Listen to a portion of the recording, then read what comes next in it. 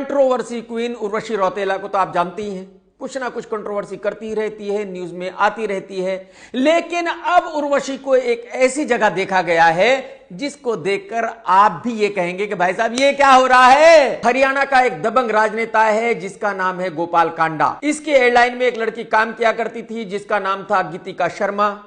गीतिका ने अपने आप को खत्म कर लिया था। इल्जाम गोपाल कांडा पर लगा था। गोपाल कांडा जेल में भी गया था। लेकिन गोपाल कांडा के साथ सरकार भी थी, पुलिस भी थी, अदालत भी थी। यही वजह है कि गोपाल कांडा ने उसकी फैमिली का जीना हराम कर दिया था।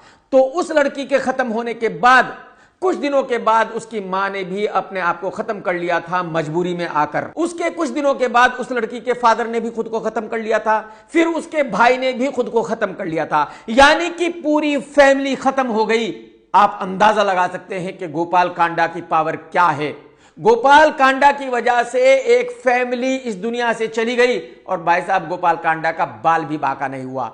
यह है इंसाफ आज की तारीख में इंडिया में। और मैं आपको यह बता दूं, अगर आपको ऐसा लगता है कि यह आपके साथ नहीं हो सकता औरों के ही साथ होगा तो यह बिल्कुल आपकी गलतफहमी है। अगर किसी और के साथ हो सकता है तो फिर एक दिन आपके साथ भी हो सकता है। खैर ये तो गोपाल कांडा का अलग केस था, लेकिन गोपाल कांडा को बॉलीवुड में भी बहुत लोग जानते हैं। गोपाल कांडा ने कुछ फिल्मों में पैसे भी लगाए, फिल्में बनाई, 12 बजे लगी, 3 बजे उतर गई, यानी कि डिसास्टर। अब सिंगापुर के एक होटल में गोपाल कांडा और उर्वशी रौतेला को देखा गया है और बताया जा रहा है कि वहां ये दोनों छुट्टियां मना रहे हैं। वो देखो उर्वशी जा रही है और इसे कोई नहीं पूछ रहा, उसके साथ बीजेपी प्रवक्ता है। ये देखिए वो दूसरे कैबिन पे आ गए हैं। देखिए मैं आपको दिखाता हूँ पास से।